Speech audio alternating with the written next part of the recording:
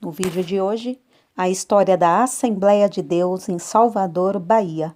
A chegada dos missionários, o primeiro templo, os pastores presidentes e as polêmicas que já envolveram este ministério. Seja bem-vindo ao Diário Pentecostal Historiando, análise histórica e crítica sobre o movimento pentecostal brasileiro. Se inscreva no canal e siga nossas redes sociais. O povo que não conhece a sua história está condenado a repeti-la. Foi no ano de 1930 que os missionários Otto Nelson e Adina Nelson chegaram na cidade de Salvador para aqui fixar residência e fundar o trabalho das Assembleias de Deus, comissionados pela Convenção Nacional das Assembleias de Deus no Brasil. E no dia 25 de maio de 1930, foi realizado o primeiro culto em sua residência na rua Carlos Gomes 402, estando presentes apenas 6 pessoas, o missionário, sua esposa, suas 3 filhas, tocando acordeon e violão, e uma irmã que com eles viera de Maceió. Logo no segundo culto, dia 28 de maio, uma alma aceitou a Jesus. E o irmão Eliodoro, e em 7 de dezembro do mesmo ano, 6 pessoas foram batizadas nas águas. E na primeira ceia, 2 pessoas aceitaram a Jesus.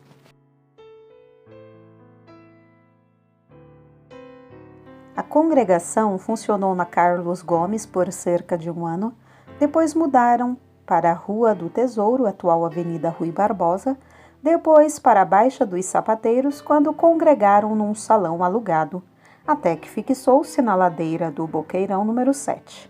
Casa de estilo colonial, localizada no centro histórico de Salvador, costumava ser a casa de veraneio de Dom Pedro II em visita à cidade. Até hoje, a sede histórica guarda a memória dos primeiros 50 anos da igreja. Em 1935 se torna a sede oficial da Convenção da Assembleia de Deus na Bahia.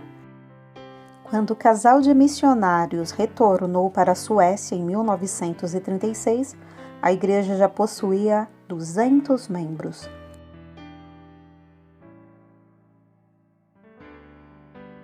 Gestão entre os anos de 1950 e 1960. Com a saída dos missionários Otto e Adina Nelson, assume a igreja os missionários Aldor e Gerda Pettersson, também suecos. Com a ida do missionário Aldor Pettersson para Sergipe, vários pastores assumiram a igreja, entre eles pastor Euclides Arlindo Silva, pastor José Menezes, pastor Jorge Monteiro, pastor Euclides Vieira e pastor Valdemar Martins, até que assumiu a gestão da Assembleia de Deus em Salvador, o pacífico, porém firme, pastor João Batista. O pastor Eurico Bergsten, missionário sueco, é indicado pela Convenção Nacional para pastor auxiliar e interventor em situações de conflito administrativo e doutrinário, exercendo forte influência no equilíbrio e pacificação do Estado. O pastor João Batista assume a liderança da Assembleia de Deus em Salvador de 31 de janeiro de 1950 a 1960. Da sua gestão destaca-se a pacificação dos conflitos internos, a implantação do orfanato evangélico em Feira de Santana, a fundação da Escola Assembleia de Deus e a fundação da Banda Central.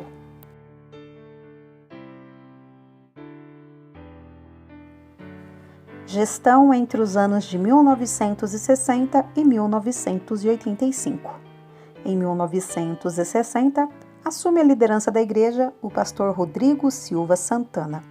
Estando esse no município de Brumado, é convocado pela convenção via telegrama e, ao chegar, foi informado que diversos irmãos receberam de Deus a confirmação de seu nome para a gestão da igreja.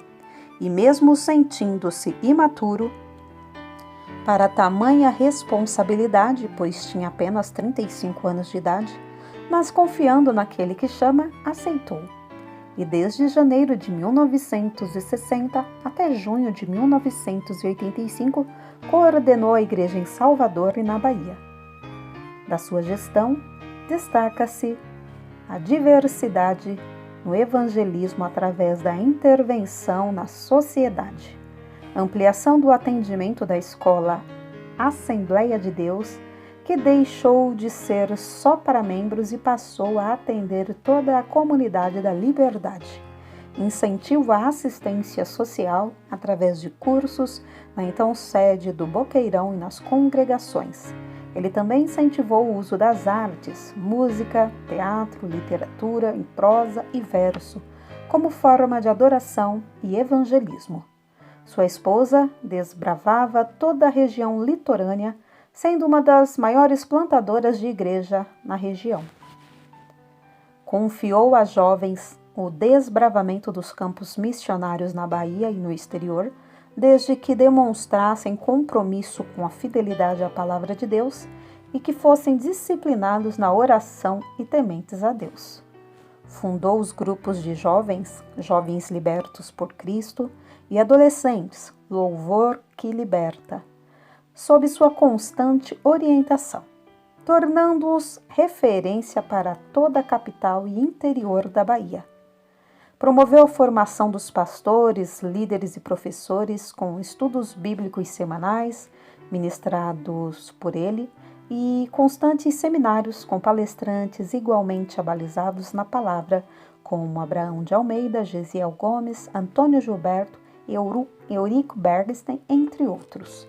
Implantou a Esteadeb e a Esteadene para a formação dos obreiros e membros da igreja. Promoveu a autonomia das esposas dos pastores na liderança dos círculos de oração, lançou o projeto de construção da Paralela em seu aniversário de 25 anos de ministério. Gestão entre os anos 1986 e 1996. Assumiu a liderança da igreja o pastor Dermeval Lopes de Cerqueira, antes vice-presidente da igreja. Na sua gestão, destaca-se a oficialização da Convenção das Assembleias de Deus na Bahia, CEADEB, modernização estrutural e administrativa da gestão da igreja, que dividiu a igreja em setores e nomeou superintendentes. Promoveu formação teológica quase mensal para obreiros e membros, com a participação dos mais conceituados teólogos da Assembleia de Deus no Brasil e no mundo. Ampliou a qualidade técnica dos equipamentos de som e introduziu a bateria nos cultos. Reformou o Templo da Liberdade e transferiu a sede administrativa da Igreja para a Liberdade. Promoveu congressos e convenções, desenvolvendo o serviço de voluntariado em larga escala. Ampliação do orfanato com inauguração da primeira escola de primeiro grau, casa residencial, prédio dormitório, parque infantil, refeitório e departamento médico social. Foi presidente da UMADENE, União de Ministros da Assembleia de Deus do Nordeste. Promoveu a convenção da CGADB no Centro de Convenção em 1987. Promoveu o CAPED, curso de aperfeiçoamento de professores da Escola Dominical. Promoveu o SINAMOB, Simpósio Nacional de Mobilização de Obreiros.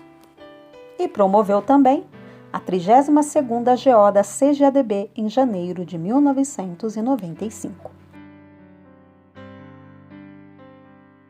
Gestão entre os anos 1997 e 2018. O pastor Israel Alves Ferreira assumiu a liderança da igreja em Salvador em 1997 e ali ficou até o ano de 2018.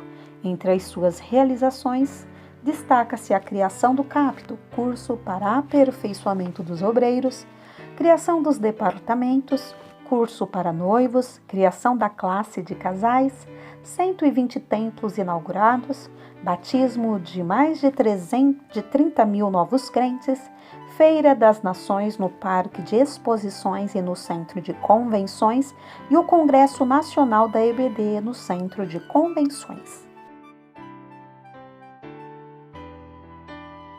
Atualmente, a igreja está sob a gestão do pastor Valdomiro Pereira.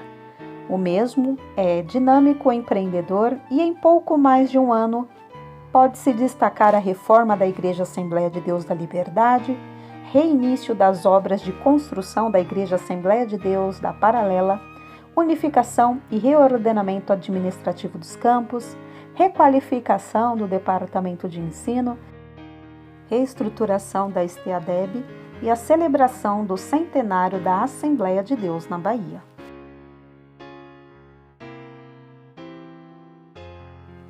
No ano de 2010, uma polêmica com a Matriz de Salvador dividiu a Assembleia de Deus. Ações judiciais denunciaram de má gestão de recursos e desligamento voluntário de pastores da Convenção Estadual das Assembleias de Deus na Bahia, SEADEB, como ingredientes de uma disputa que aumentou de proporção naquele ano. A SEADEB apurou denúncias de irregularidades cometidas pela diretoria da ADESAL, dentre as quais a de não repassar a taxa referente ao fundo convencional, que era de 5% do total arrecadado pela igreja.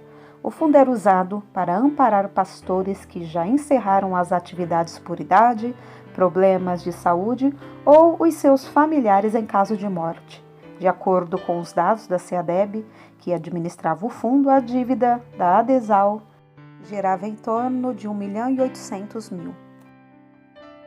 Segundo o E-Brasil News, o pastor presidente da SEADEB, Convenção Estadual das Assembleias de Deus na Bahia, teria sido denunciado pelo Ministério Público Estadual e Federal pelos crimes de estelionato, fraudes contra a ordem tributária e econômica, crime contra a fé pública, contra a administração pública, lavagem de dinheiro, enriquecimento ilícito, abuso de poder econômico, ameaça e organização criminosa.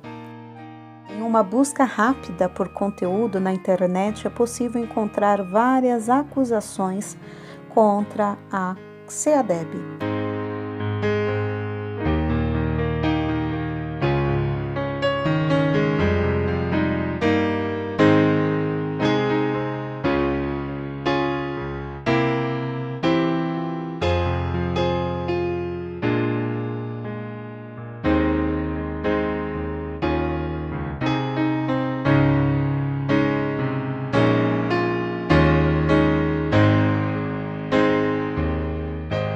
Porque nada podemos contra a verdade, senão pela verdade. Segunda carta aos Coríntios 13:8. Se você gostou do conteúdo deste vídeo, se inscreva no canal, deixe o seu joinha, compartilhe e ative o sininho para receber do YouTube as notificações dos novos vídeos.